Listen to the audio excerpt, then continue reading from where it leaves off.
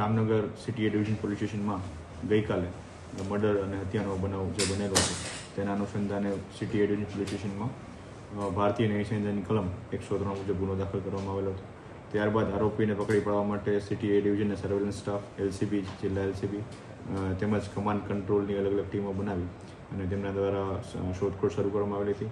બનાવ સ્થળેથી આરોપીઓ છે એ મોટરસાઇકલ બાઇકમાં ભાગેલા હોય તેવું પ્રાથમિક દ્રષ્ટિએ જાણવા મળેલું હતું, જેના આધારે જિલ્લાના કમાન્ડ કંટ્રોલ સેન્ટરમાં એનું ડિટેક્શન થતાં તે આગળ કાલાવડ ચોકડી તરફથી આગળ જતાનું જાણવા મળેલું હતું.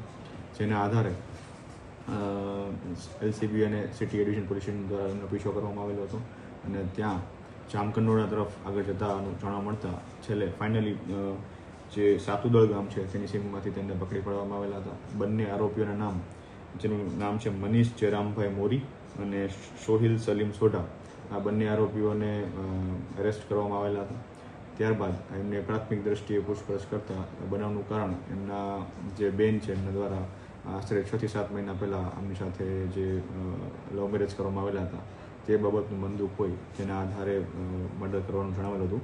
વિગતવારની પૂછપરછ બાકી છે હાલ અને તેમને પોલીસ કસ્ટડી દરમિયાન પૂરા થતાં એમને કોર્ટમાં રજૂ કરતા હાલ દિન 3ના એમના પોલીસ કસ્ટડીના રિમાન્ડ મંજૂર કરવામાં આવેલા છે.